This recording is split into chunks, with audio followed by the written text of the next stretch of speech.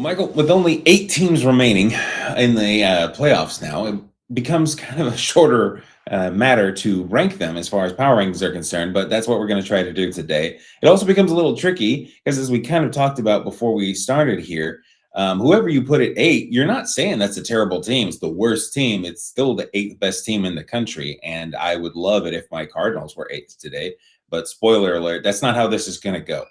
So, that being said, Michael, you ready to go? I am ready. All Down to right. 8. Let's do it. Excellent. Well, everyone, this is We Are the Game. I'm Luke, and that's Michael. Today, as I said, we're going to do our power rankings. We're using the tier list tool. It looks a little bit like this, and we're just doing 8 through 1. We're not doing divisions today or anything like that. And these are specifically Michael's power rankings or rankings of 8 through 1. So if you're mad at anyone, it's on him. So go ahead and give me your first team and tell me where to put it. Well, let's go ahead and get people upset early. I would like to recap real quick something you just said, which is this is not a disrespect to any of these teams. In particular, this team, it's where they're playing, the way they're playing right now in comparison to the other teams here, mixed with what other factors might there be. And I really want to hinge on that because that's really the factor. I feel like there's 4 teams who are marginally playing better than the other 4. And then within those 4 on the up and bottom, I think there's a pretty slim margin between each of them. Yeah. So to me, this team is not, wow, they're obviously the 8th, right? Like last week, we would have probably said the Panthers were obviously the least likely team. I think that's kind of where we find the 49ers. The 49ers just seem to go from one gut-wrenching injury to the next. And I'd say that this, in a lot of ways, is just a pick that really just is an observation or a reality of how good George Kittle is, how versatile he is, how effective he is in their offensive game plan. We said this the other day. The 49ers are probably the best coach team in all of football. They will show up and compete. I have zero doubt of that. It's just that the mountain gets bigger for them with each of these really prolific injuries. And they've next manned up the whole season, which is awesome. It's amazing. It's a great story. If they win it all, it'll be one of the most iconic seasons, I think, for the 49ers ever, and that's saying a lot. But somebody has to be on the bottom. I think it really comes down to George Kittle. I also don't think Brock Purdy played the most clean game that he's ever played either. Mhm. Granted, that's against the Eagles. They're a really good defense, but that's all there is left is good defenses. You're going to have to overcome that going forward. They're going to need more from him, I think, going forward. So it's just where they're playing, how they're playing right now, mixed with George Kittle. I'm going to put them at the bottom of the pile. Yeah. Sorry, San Francisco fans. Let's see what happens. They may prove us wrong right away. Yeah, I think I agree with you, and we've talked about their injuries, and it's, of course, it's not just George Kittle now. It's George Kittle and Fred Warner, who I will say they've said he hasn't ruled out playing this week somehow. I'm not really sure how that's physically possible, but Yeah. if he does, that'll be amazing. And then Nick Bosa as well, and I'm trying to superimpose that onto other teams. Like, imagine the Broncos without Nick Bonito, Pat Surtain, and Cortland Sutton. And that's not the same team. The fact that the Niners are this good with those guys missing, and I know Kittle's only been out for less than a week now, but still, it is impressive. I think they might be the best run team, best draft and develop and put together team in all of football. But right now with the injuries, it makes sense for them to be hypothetically hamstrung just a little bit. So yeah, 8 makes some sense. And again, someone's got to be there. So all right, 7. Who you got? 7 for me has got to be the Chicago Bears. Yes, they beat Green Bay, but we talk about first half, second half kind of games where one was violently one way and the other was this is definitely that, but it's almost first half, last quarter game. This was, to me, this game, Chicago still had to do all the things that needed to be done to win this game, but this game really felt more like Green Bay lost this game more than Chicago won this game. And Green Bay hasn't been playing at 100% previous to this. So we do see Chicago have weeks where they're really, really convincing and they look incredible. And then the next week they look okay. And every once in a blue moon, and I think that's been the real change from last season, every once in a while they look bad. This wasn't necessarily them looking, well, in the first half, it was probably them looking bad. But then in the fourth quarter is the best of them, all within one game. So And again, it was a strange game, but still, I think that's why I'm going to put them seventh. They have all the talent. They have lots of things. Caleb still is showing that in the last game, like the odd characteristic he had where he can make these unbelievable passes standing on his head upside down and somehow still completes a pass for a touchdown, but the guy who's wide open in front of him as he's standing still, he's still missing, not all the time but more than you would hope. There's some concerns there. That's why I still have them kind of the way they're playing right now is seventh. They have all the capability in the world to be considerably higher up this, but that's where I'd have them right now. What do you think? Yeah, I could see the argument for that. I might have been tempted to put them a little bit higher. When I look at the Packers game, one of the things I see is the ball was on the ground a lot. That the Yeah, and it Packers just put it went there away. rather that the Bears, kind of forced there.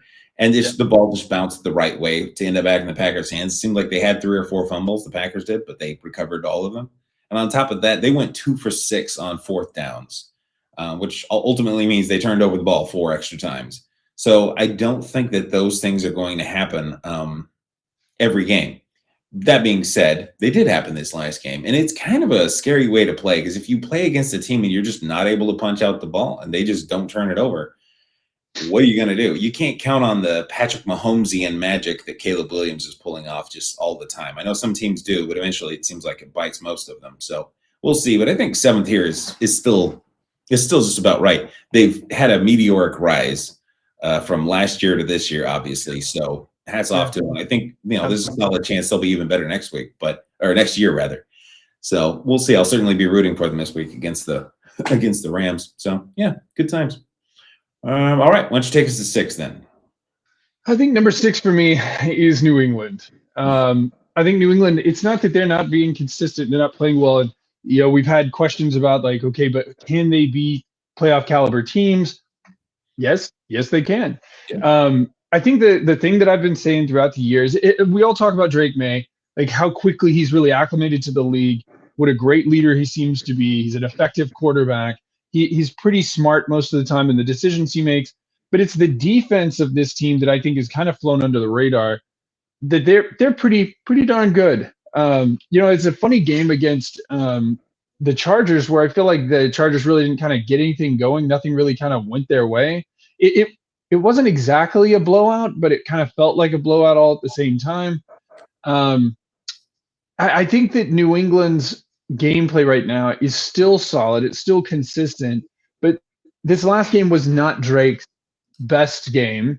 And I kind of feel like if they had played this game against a Chicago, against a Rams, somebody like that, I don't know that they have come out on the winning side of it. I think they made mistakes. They just didn't end up paying for them as much as I think some of the other teams might have been able to make them pay. So for me, New England's here again, talking about capability. We see the capability. It's just are they ready to be consistent against really good teams week to week? And we're finding that out right now. But for where I guess this is my level of conviction about that right now is currently here. It's towards the middle. Hmm.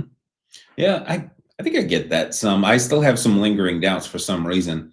That game against the Chargers was 9-3 with like Yeah. 10 minutes left in the fourth quarter. So it wasn't like Right. they were just running away from it and then took their foot off the gas. They struggled to put up points. Now, in their Mhm. defense, the Chargers defense is very good, and they were running around with their hair on fire that day. Khalil Mack was playing like a much Crazy. better man, and so they are they're a tough team to score on, and they have been all year. So a win's a win, and you got it. So that's great. But this week they go up against Houston, and we're going to get another test of what do you do against another great defense, and then potentially after that, hey, look, it's Denver. So as you said earlier about, I think it was maybe the Niners, I forgot who it was. There are no more bad defenses in the NFL. Yeah. The worst one you could kind of say is Chicago if they're not turning the ball over like crazy. But yeah, there are no more bad defenses. So we'll see. They're going to need to score more than 16 against Houston if they want to get past them. But they've got, I do like virtually everything about how they're building their team and the focus of their development and things like that. So I have all the optimism in the world for the future. To me, they're a year ahead of schedule. So for them to be even just this far this year is incredible to me. So hats off to them. And hey, prove us wrong. Be number one this year. Just go for it.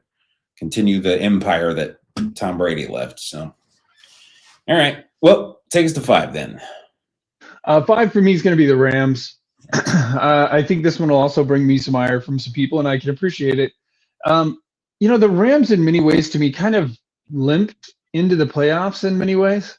Their last 4 games with the Lions, which they won, but the Lions weren't themselves. They lost to the Seahawks, close game. They lost to the Falcons. Probably shouldn't have lost that game. They did win against the Cardinals to close it out, but that's just not saying a lot. Sorry, brother. So they go to play the Panthers, easily the most driven team in a lot of ways in the playoffs, but should have been the easier win against a team that, around the midpoint of the season, you and I were saying maybe the Rams are the best team in all of football. They're really good as long as they don't make mistakes, but they are making mistakes, and they're starting to make them more regularly. They're not getting more consistent. They're getting less consistent, it feels like.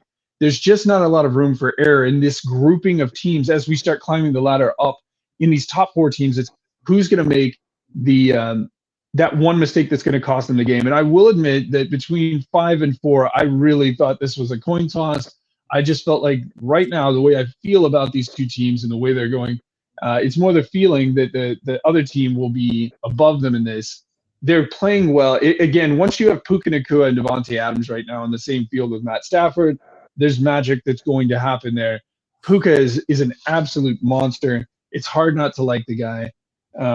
They had some running game going. There were a lot of great things they did do in that game, but it was against the Panthers, and they also gave up 30 points to the Panthers. So they're going to have to play better, I think, here coming up to survive. This is kind of where I see them in the grouping coming up. Yeah, they 5-6 weeks ago, they were the almost undisputed best team in the country, and then they fell off a little bit, and it was hard to really pin a reason as to why. Some teams lost a big player. The Colts lost Daniel Jones, and suddenly they started they didn't win again after 8-2, I believe it was. So that was okay. That makes some sense. They lost their quarterback, but the Rams, I don't recall some major thing happening that really derailed them. And it's hard to say they're derailed. They're in the divisional round, but still. As you say, they beat the Panthers, and a lot of fans would suggest that they didn't even belong there. So yeah, it's tough to really reconcile that game with everything else. I will say, when the Panthers played them in the regular season, they beat them there. So that could just be one of those matchups where their style just counters the Rams style very well. That may be one of those things, but it'll be a much better test this week. In the cold, it should still just be Puka Nacua dominant, but if a team can manage to remove Puka Nacua or bring him down to where he's getting 50 yards in a game, that team is probably going to beat the Rams. They are incredibly Puka Nacua dependent. So we'll see if the Bears can do that. They've given up some yards this year. Maybe they can turn him over. Who knows? It'll be interesting. Obviously, I'm rooting against the NFC West teams. I don't know how all that's going to work, since 3 out of 4 of them are in the divisional round. But anyways, here we are. So yeah, we'll see. But I think 5th makes some sense. They, again, a few weeks ago, I would have said no, they're 1 or 2, but now they've shown some regressions along the way, but just kind of slipped ever so slightly. So all right. Well, then we're halfway done. So let's go to 4 and tell me who you got. I'm amazed that I think we're at a point in the season where I can put this team here, and that's the Houston Texans. There's probably an argument to be made that the Houston Texans, in terms of just trajectory and like how they've been playing, should be 1 or 2. When was the last time that team really lost? And they've played some hard teams, and they finish it, and they really just feel like they're hitting their stride at the right time. They feel like they're in full swing. With that being said, the Pittsburgh Steelers were probably not the greatest measuring stick. I think going into the playoffs, I would have said that the Panthers were the least capable team overall, definitely in terms of consistency, maybe not in terms of talent. But right next to them would have been the Steelers. I hadn't seen a lot of consistency out of them. Their capability we had seen, just not consistency. And it just was an ugly game. And the Houston's defense is great. Nobody questions that. Everyone knows it. And it was on full display. But their offense coming alive has really been impressive. Woody Marks coming out to run a 100-yard game, get a touchdown is a big thing. Christian Kirk looking like a legit number one all of a sudden. He really, has had his moments where he's rather electric. All of this is great. CJ Stroud had 5 fumbles in that game. And the Steelers were not able to capitalize on that. Going back to what I just said about the Rams, you just can't make those kind of mistakes and survive against the caliber of teams I think we're going to talk about here in a second. So while I've put Houston in his top 4, I do think the margin between them and the Rams is really, really small. I would say that of the teams that we're looking at here, Houston is the best defense currently playing in the NFL, right? Like they look amazing. They're going to definitely need that going forward. And CJ Stroud, I think he got a lot of praise from this game, and that's great. But he had 5 fumbles and an interception. I don't like that. Reminds me of the game where Seattle had 4 interceptions, and it was a close game against the Rams, but they were still on the wrong side of it. There's just not a lot of room for that kind of error. So I'll put Houston here. I'm excited for them. Like they're an exciting team to see in the playoffs this far. I think they've got a real shot here as their trajectory. But yeah, I think I'll put them 4. Yeah, I like a lot of what they're doing. I think if they had a little bit better offensive line, they might be the best team in the NFL. Because I imagine a lot of those fumbles were strip sacks and TJ Watt going off as he is prone to do. So, I think it makes sense to have them 4th. Best defense in the league is a good argument. I think I could get down with that idea. Like I think I could be here for that. It's close between them and Denver and Seattle, but yeah, sure, I could give them the edge. They don't have a weakness on defense. Like their pass rush is great. They have really, really great corners. Like they're complete defense. So I doubt that they make Drake May look like Aaron Rodgers, but at the same time, Drake got sacked, I think, 5 times against the Chargers, so he is vulnerable. That offensive line can be beat, and I think that their secondary is even better than the Chargers. So this could be a really tough matchup for New England. We'll see if they can hold on. But as for like this, just Houston in general, like they've won a playoff game 3 years in a row, all 3 of CJ Stroud's seasons. I think Peyton Manning came out and said it took him 6 years to win his first playoff game. Yeah, so. It doesn't mean everything because Peyton Manning went on to be, one of the greatest quarterbacks of all time. Good, yeah. Still, having that kind of success immediately and consistently is really something, especially when you look at it from the seat of a Cardinals fan. So anyway, I'm excited to see where they go from here. All right. Next, why don't you take me to number 3? Number 3, I think, is Buffalo. For me, Buffalo is playing well. I'm going to maybe this is just a defense of me having put Jacksonville on top last week when we were talking about this. But in the game against Jacksonville, I'm going to go ahead and say Jacksonville is the better team. They are. Josh Allen, the Jacksonville Jaguars.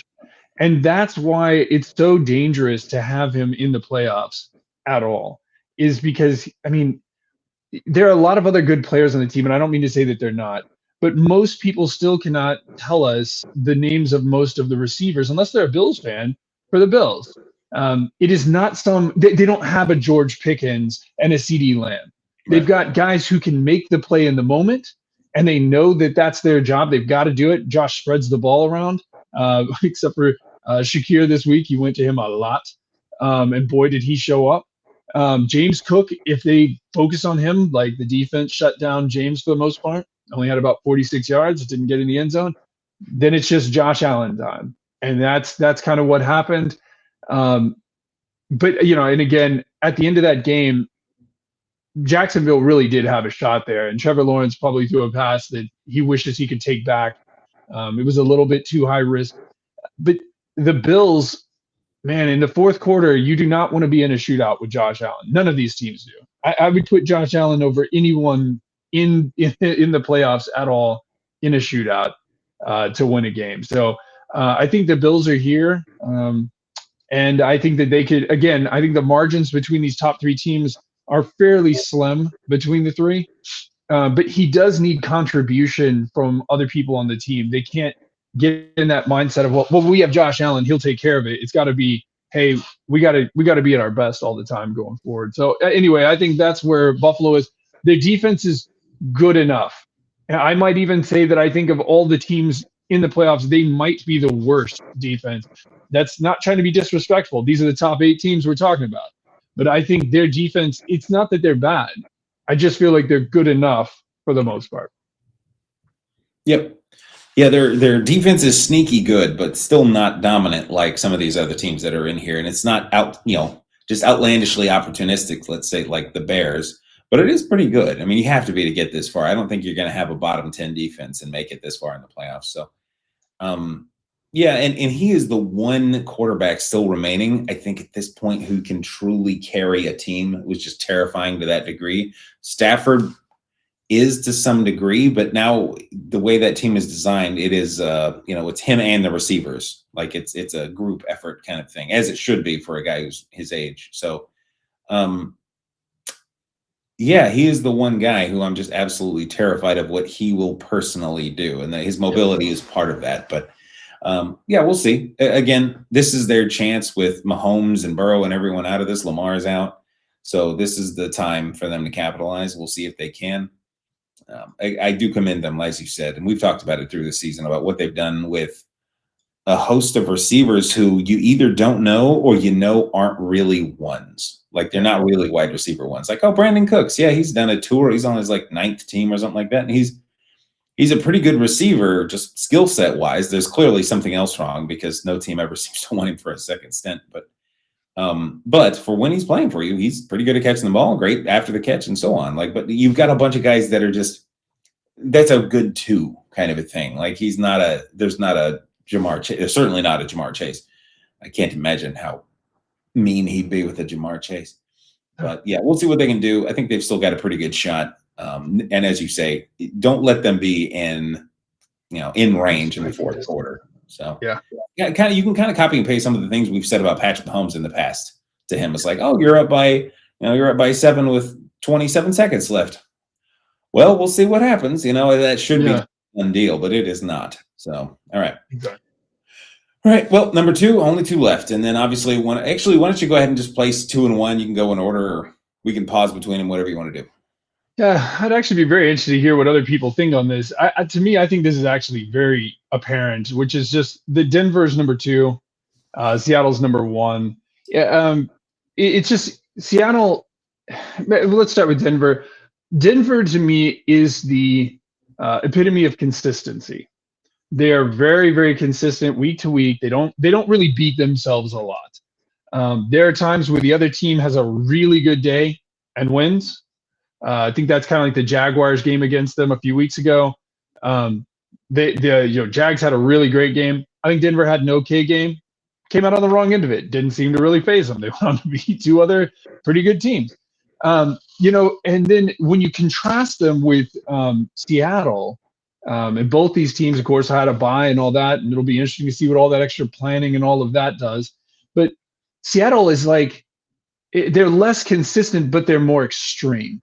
When you look at the leaders in their stats, for instance, you see Jackson Smith-Njigba, right, who's been incredible, right? Transcendent might be a great word for what he's been this season, which is awesome. And you compare him with Courtland Sutton, who has had really great moments with Bo Nix, but it's like, man, there's an 800-yard difference, 700, somewhere in there, yard difference between how many yards those 2 guys have. Similar with J.K. Dobbins, and they have a little bit more committee, obviously, on Denver. But with Kenneth Walker, it's like there's 250 yards difference between those 2. It's like extremes. Seattle kind of operates, I feel like, more in extremes. They win big, but they can make a lot of mistakes if they're not careful, as we saw in the well-storied game where Darnold was up against the Rams and really beat himself. Yeah. That's a tough thing to go against. I just think on average, it's the extreme nature that I feel like, and they are fairly consistent with that. It may cost them some points, but they're so productive, it just kind of doesn't even matter. Their defense is stifling, and it's sometimes absolutely terrifying. It's like Houston, Denver, and Seattle. They're all really, really great defenses, and they're slightly nuanced in their own ways as to what they're good at and how they're good at it. But Seattle is good everywhere. They're very quick to the ball. Again, it's that I think that's the operative thing between the two for me is Denver is consistent, Seattle is more extreme, and they're scarier in that regard. So I think from how they've been playing, and it's kind of funny, the rest of the teams we had a week of football to go and look at and say, well, let's move them up and down and left and right. Yep. Seattle and Denver, it's like this is where they were when we saw them last. Let's see where they are coming in. So that's where I see them. That's how I'd round things out. Where are you with these last two? I think I'd lay in the same with the last two. I've told you begrudgingly that I think that Seattle's probably the best team in football right now, and that stinks for me, but still, it is what it is.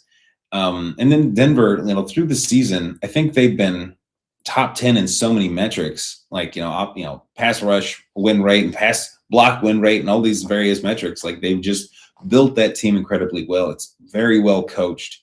They made some hard decisions a couple of years ago with like Russell Wilson and that huge contract, and it's looking like that was the right choice to make, I'd say, at this point. So, they are a juggernaut, and I don't just mean for this year. Like you're going to be looking at Denver in the playoffs for the next 6-7 years, probably until something goes dramatically.